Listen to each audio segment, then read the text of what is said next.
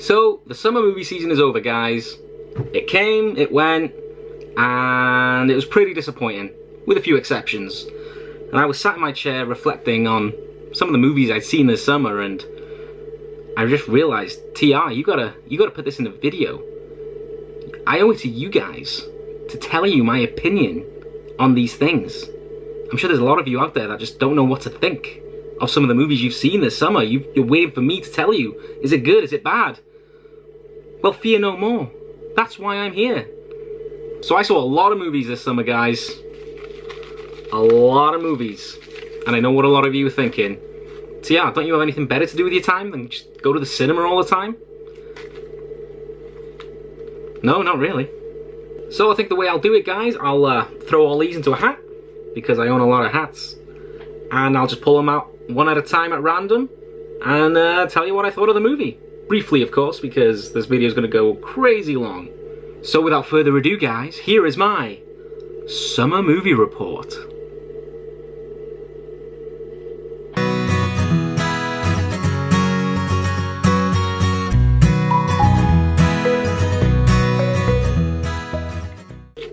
To start us off, guys, we have Hotel Artemis. Hotel Artemis? Artemis? I don't know. That movie with Jodie Foster. So Hotel Artemis was okay. I somewhat enjoyed it. The movie's about a hotel that is actually an emergency room for criminals, which is a pretty neat idea. To me, it felt like it was a sequel to an already existing movie. You know, like the characters are set up and they have like interesting backgrounds and pasts, but none of it's explored, none of it's explained. You just have to take their word for it. And the relationships, again, you're told that it used to be there, but it's just referenced in this movie, like Sterling K. Brown and Sophia Patella. They had a thing, okay. Sterling K. Brown's character got out of the criminal business just to get dragged back in by his brother, Paperboy. Paperboy, Paperboy, it's all about that Paperboy. Where my Atlanta fans at? Charlie's Day character, again, we're not told anything about him. Apparently he's this big time gangster. I don't know. Dave Bautista, his was the one I wanted to know more about. I wanted to know the reason why he was staying at this hotel, helping out Jodie Foster, but again, you're not really told anything. I think that's what the movie was going for, but I'd have liked to have known a bit more. Overall, I'd have probably given this movie 6 out of 10. Next up, we have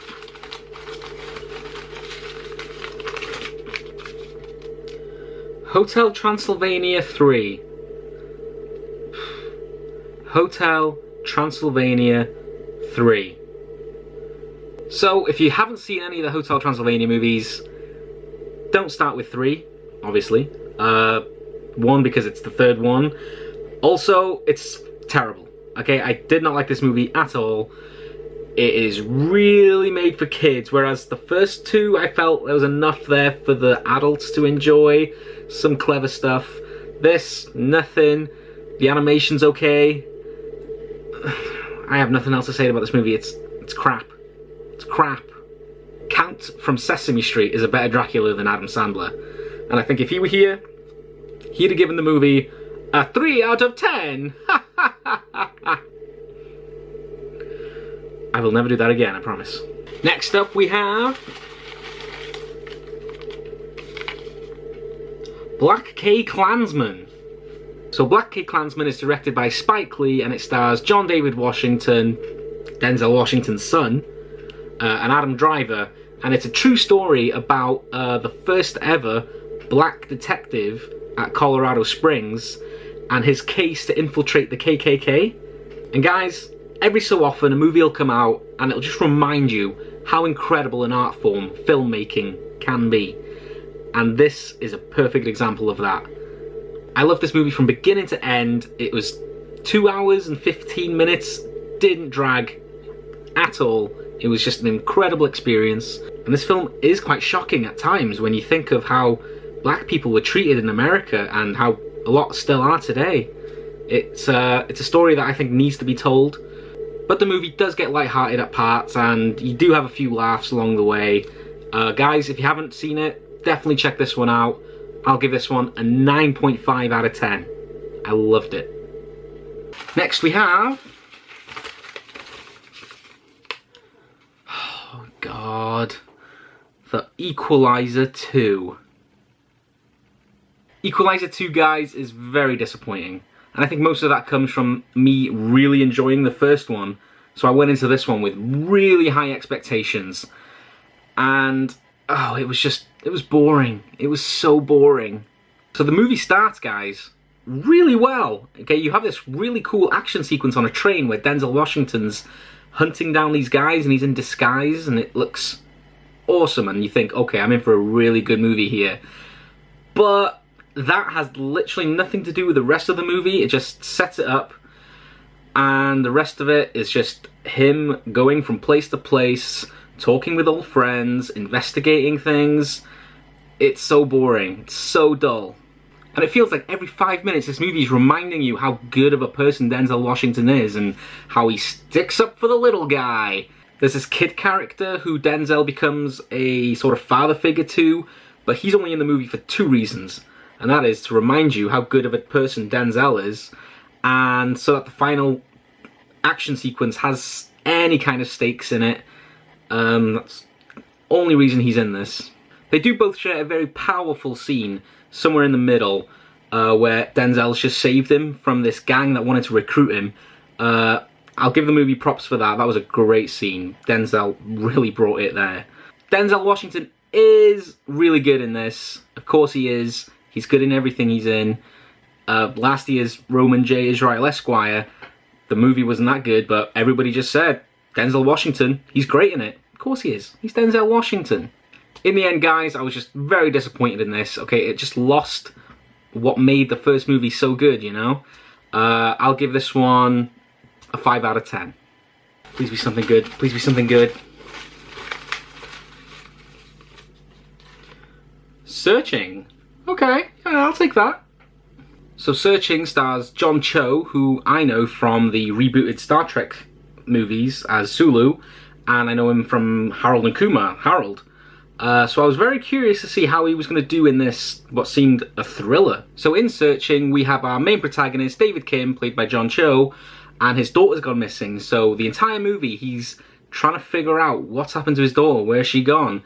At one point, he thinks she's run away. At another point, they think she's been abducted. And the biggest compliment I can give this movie, guys, straight off the bat, it kept me guessing the entire way through, okay? I could not predict where the movie was going to go next.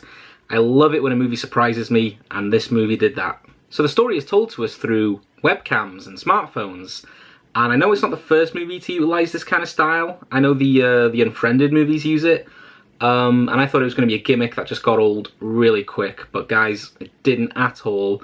If anything, I think it helped the movie, you know? There are some scenes where he'll drag like the mouse cursor across the screen really slowly. Something like really obvious. I get why they did that. I get that a lot of the audience members might not be tech savvy. And need things explaining a little more. So I was fine with it. It didn't bother me too much. All in all, guys, Searching surprised the hell out of me. I didn't know what to expect going in, and I think that helped the enjoyment I had watching this. It's easily one of the best movies I've seen all summer. I'm going to give this one an 8.5 out of 10. The Spy Who Dumped Me. So The Spy Who Dumped Me stars Mila Kunis, Kate McKinnon, and is a action comedy where the action really works and the comedy not so much. So the plot of this movie, guys, it doesn't really make much sense. It's everywhere.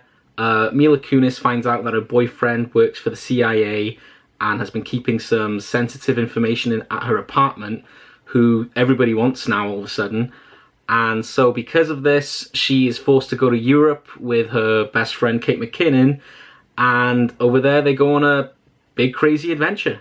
So what I liked about this movie the most, guys, like I said earlier, the action. The action was fantastic in this, surprisingly.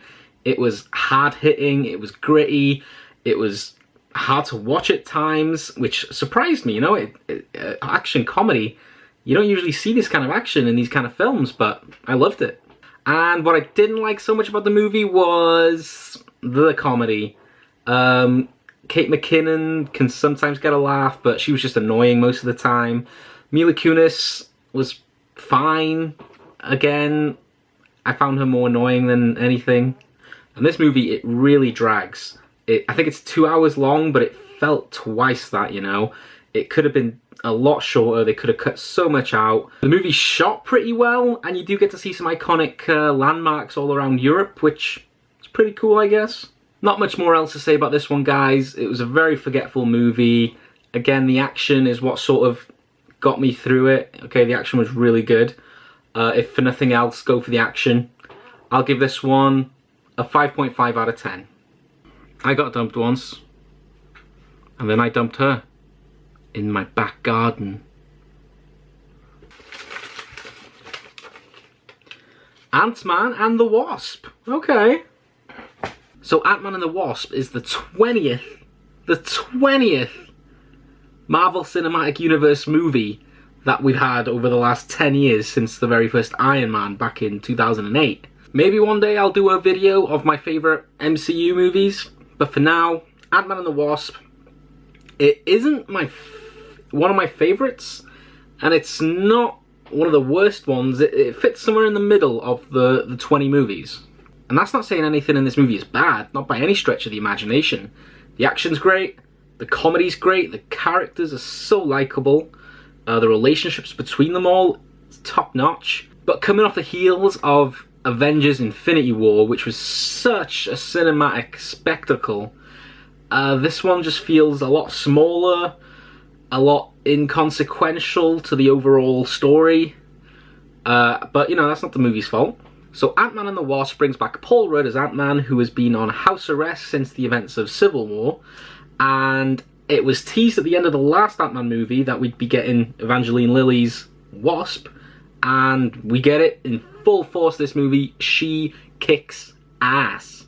The villains in the MCU have always been criticised for not being very interesting or very complex, but I feel like they've been doing a better job of correcting this, right? You've had Ego in Guardians 2, Hela in Thor Ragnarok, I thought she was really cool. Then you had Killmonger, Vulture, Thanos. I thought, okay, MCU have sorted the problem out. But this movie, the villains sort of go back to the way it used to be. They're not very interesting. Walton Goggins is in this movie for some reason. I mean, I love Walton Goggins, but he did not belong in here. He did nothing. He brought nothing. Oh, Walton. So what really did it for me in this movie, guys, was the relationships between all these characters. The relationship between Scott Lang and his daughter, or Hope and her mother, Hank Pym and his wife, trying to get her back from the quantum realm. It's what really gave the movie heart, you know? And if you just want to see a comedy, this is probably one of the funniest movies that came out all summer. Okay, this is definitely one of the funniest MCU movies. Michael Pena kills it once again, steals all the scenes he's in. I love this guy. Ant-Man and the Wasp is a really good time, guys. I'm going to give this one an 8 out of 10. Is it just me, or is this pulling it out of a hat gimmick getting old?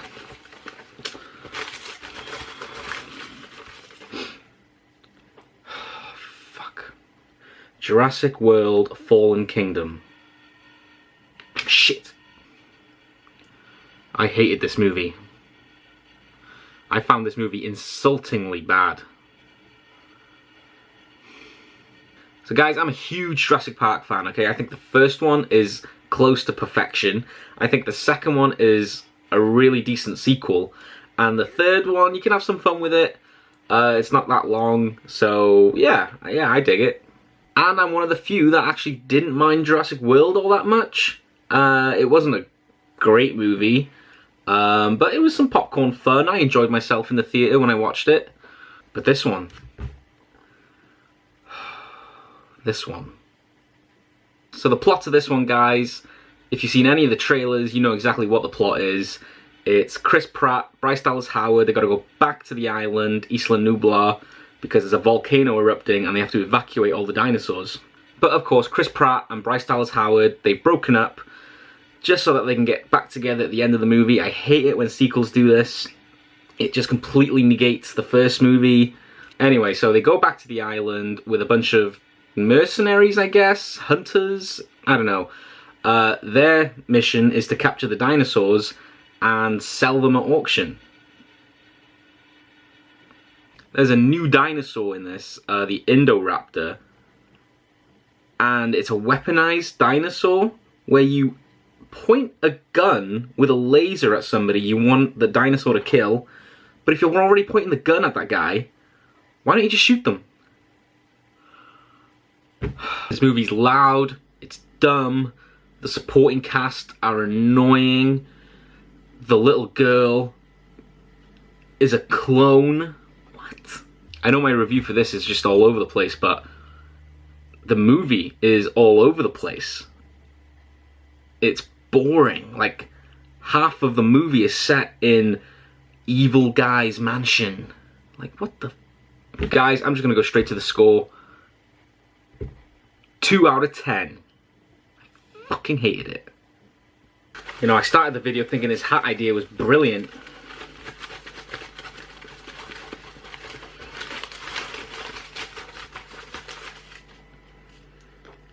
Oh, fuck. Slender Man.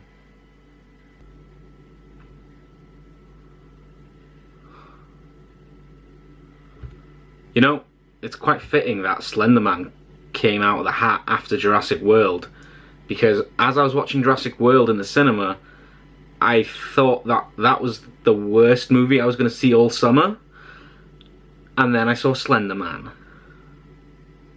I don't even know where to start with this one, because I can barely remember what happens in it. All I do remember from it is that it was boring, dull, ugly to look at. The cinematography in this is awful. The acting ranges from okay to terrible. And what makes it worse, guys, is I was actually looking forward to this movie coming out. I think the Slender Man is such a neat concept, but this movie was a pile of shit. I'm trying to think of anything good to say about this movie. No, I can't think of a single redeeming thing in this movie. I mean, at least with Jurassic World, it's so over the top you can laugh at it. This... I wish I could go into more detail about this film, but you don't want me to, and I don't remember 95% of this movie, so straight to the score. 1.5 out of 10. Awful. Pulling them out of a hat. Might as well have been pulling them out of my ass. Come on, we'll send it on a high note. Send it on a high note. The Meg. Okay. So one of the things me and my friends like to do is we like to get together and just throw on some really bad B-movies. Okay, there's a certain charm you get that you can't find anywhere else. And guys, The Meg is basically a B-movie with a budget. And in that bad B-movie kind of way, you can have a lot of fun with this movie. So, The Meg stars Jason Statham. It's Megalodon. And he is brought to an offshore science facility where they're studying the bottom of the ocean. And what they discover is that the sea floor is a lot lower than they originally thought. And in this space, they find a lot of what thought to be extinct animals, including It's Megalodon. But like I said, guys, it has a B-movie feel to it, so the plot never really matters. They just need a reason to get a giant shark in this movie. And so this movie is filled with cheesy one-liners, over-the-top action, hammy acting. I love it all. This movie did at times feel like it was directed by two different people, because there are moments in the movie where you feel like it's taking itself a little too serious, and then it does the opposite later on, and it just realizes what it is, and it just has so much fun with it. And when it has fun with it, guys, it has fun with it. Okay, you've got entertaining deaths, Jason Statham just being Jason Statham. It's Megalodon. Guys, The Meg was a lot of fun. It's definitely one of those movies you can just get your friends around, a few beers, and just have a laugh. I'm going to give this one a 7 out of 10. And that about does it for part 1 of my summer movie report, guys. Thanks so much for watching. If you enjoyed this, then stay tuned, because part 2 will be coming out shortly. And if you didn't enjoy this one, I'm so sorry. Until next time, guys, peace.